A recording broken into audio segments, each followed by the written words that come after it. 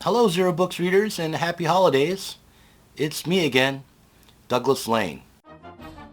In this video, I'll be responding to a professor of economic freedom at the Manuel H. Johnson Center of Political Economy, specifically to GP Manish's attempt to refute Zer0 Books author Jason Barker. Jason Barker is the author of the novel Marx Returns, as well as the writer behind a New York Times editorial published in 2018 on the occasion of Marx's 200th birthday.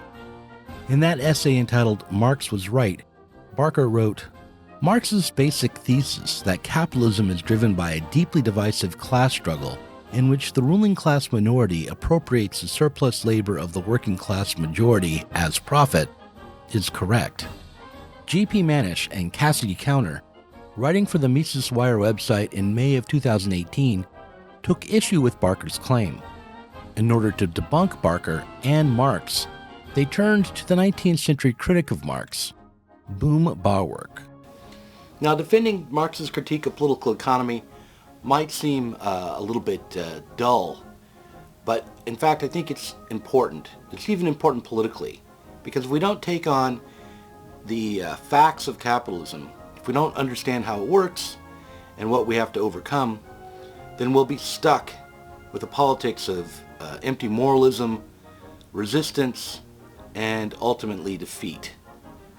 Isn't that right, Serenity? And there were, liberals writing in the 19th century, who said, look, I'm going to start from the same point that you are, John Locke, the rational, free-willing subject. And if we look out into the world, I don't see that really existing because we have an economic base that holds that back. And so if we really want to have human freedom, we need to take those progressive things, the things that human beings are creating every day, and see how we can free them from the destructiveness and the unfreedom of capitalism. Of course, I'm alluding to Karl Marx, right? So in the Grundrisse, he talks about at some point, the human beings stop being appendages of the machines, and we start being the watchmen of the machines. The machines become our slaves. And when we no longer have to toil to reproduce our existence, then human history begins. We can make history in the full light of human reason. Well, that's gone.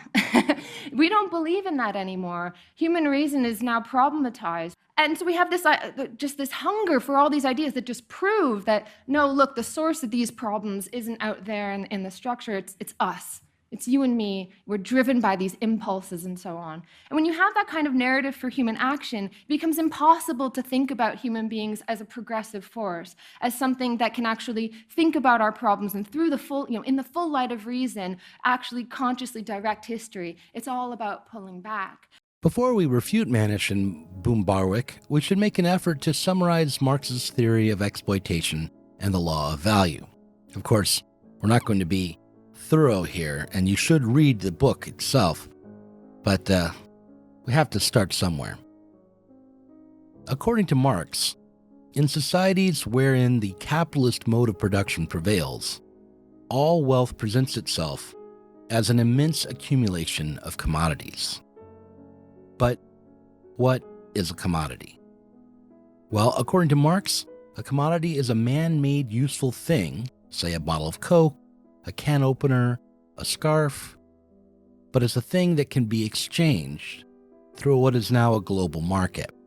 In order for these exchanges to occur, for instance, the exchange of 6,000 cans of Coke for one Macintosh Pro, there must be something that both the Cokes and the Macintosh Pro contain in equal proportions. As useful objects, they have nothing in common. They are only unequal or different. And yet, the number of cans of Coke that equal a Mac Pro is not arbitrary. Now, it is true that a simple exchange between isolated individuals need not be based on any quantitative equality. Such simple exchanges, however, could not become the dominant form of distribution in a society. And in today's world, nearly all of our needs are met through an exchange relation. And these exchanges take place in predictable and efficient ways. Even more, the exchange of these commodities is predicated on a particular mode of production, a capitalist mode of production, wherein social reproduction, expansion, and profits are generated through the exploitation of labor. Every act of exchange involves an equality of value. The units of the two commodities being exchanged possess equal exchange value. And if this is the case, there must be some common element or identical magnitude that exists in the two different things being exchanged that determines this equal exchange value. Now, the physical properties of a can of Coke or a Macintosh computer are completely different, and the uses they are put to are different as well. All that is left in common between a can of Coke and a Macintosh computer is the labor that goes into producing these goods. But even this labor isn't equal when considered in its sensuous detail. A worker in a Coca-Cola bottling plant does different tasks, works with different materials than a worker at Foxconn. It is only in terms of the time spent working, only when the worker's work is considered as a quantitative abstraction, measured in minutes, hours, or days, that equal quantities can be discovered. According to Marx, it is this abstract labor that determines the value of a commodity and sets up its exchange in the market. Further, it is the average amount of time it takes to create a given commodity that determines the value of a given commodity, like a bottle of Coke. Notice that we haven't yet discussed the exploitation of workers, the creation of surplus value, or profits. We'll get to that, but I want to give Manish and Böhm-Bawerk their first crack at refuting Marx. Böhm-Bawerk's first objection is to the idea that exchanges depend on equality. In fact, Böhm-Bawerk points out that in order for an exchange to occur, one party must value the good he has less than he values the good he wants in exchange. Now, this is no refutation at all. First, Marx would agree that under capitalism, the use values of the commodities are of no personal import to the owner of the commodities bringing them to market. These commodities have been produced in order to be exchanged and not for personal consumption. However, in order for the goods to exchange in a regular way, in order for both parties to gain, the goods must exchange as equal values. As use values, the items are not equal and must be unequal if they are to exchange. There would be no point in exchanging Macintosh computers for Macintosh computers. However, in order for a system of exchange to emerge, a system of exchange that can operate in a regular way and become a dominant mode of distribution in society, these commodities must have equal exchange values. The second objection to Marx is that he ignores how some products of nature exchange. For instance, a piece of land can be bought and sold on the market. The answer to this is that Marx does explain how naturally occurring use values can exchange by referring to rent and to property relations. The first chapter of Capital is not the entirety of Marx's theory, but rather Marx spends 3 volumes working out the consequences of his law of value. The third objection, according to Manish, is that Marx doesn't consider Böhm-Bawerk's own theory, namely that an abstract quantity of human satisfaction derived through consumption is what determines the value of commodities, rather than the labor time spent in production. Now, an alternative explanation is not a refutation, but if it were the case that both Böhm-Bawerk's explanation and Marx's were coherent and both did the job of explaining the social world as we find it, then it would be impossible to choose between them, maybe.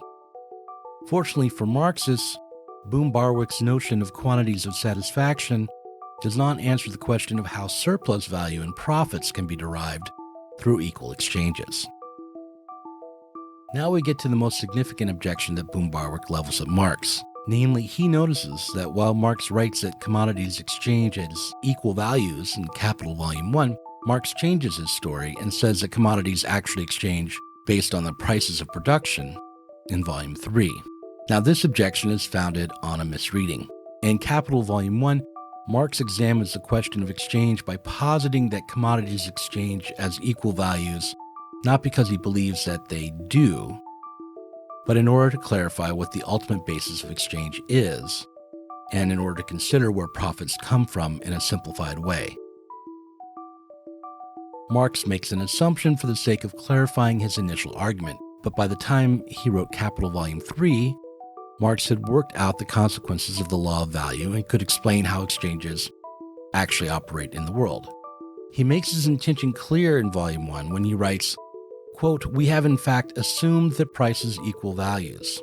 We shall, however, see in Volume 3 that even in the case of average prices, the assumption cannot be made in this very simple manner." Fully working through the relationship between price and value is something I'll leave for a potential future video, as the debate about how value relates to price has a long and complicated history.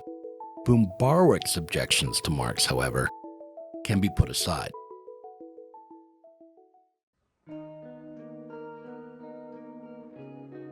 This last bit is aimed at the core audience to these videos, to what I'll call the left. In 1847, Marx and Engels wrote that a specter is haunting Europe, the specter of communism. Today, those who consider themselves as aligned with Marx's politics cannot say the same with any confidence. Instead, we have to accept that the last 170 years have produced mostly setbacks for socialism. What haunts us now is not a future classless world, but the prospect of continued crisis. The battles we engage in aren't aimed at transformation of society from the root up, but are fought over who will get to manage the disaster that nobody can confidently deny is coming. In his upcoming book, The Manifesto Handbook, Julian Hanna argues that the political manifesto is experiencing a resurgence. He describes the manifesto as a bold, charismatic genre that has founded some of the most important and revolutionary movements in modern history. I hope that we at Zer0 Books can both contribute to the resurgence of the manifesto as a proclamation of political ambition and future action, and transcend the manifesto as a form. In the new year, in 2020, we will aim at being charismatic and bold, but also at being self-reflective and thoughtful. I myself will continue on with my project to rethink critical theory while using Marx's critique of political economy as my guide, and I hope that would-be communists on the other side of the screen will participate in the critique of the existing social and political order of things, even as I disdain to conceal my ideological commitments and openly declare that socialism can only be obtained by the forcible overthrow of commodity production. Let the rest of YouTube scoff and object. We have nothing to lose but our ignorance and confusion. By thinking and working together, we have a world to win.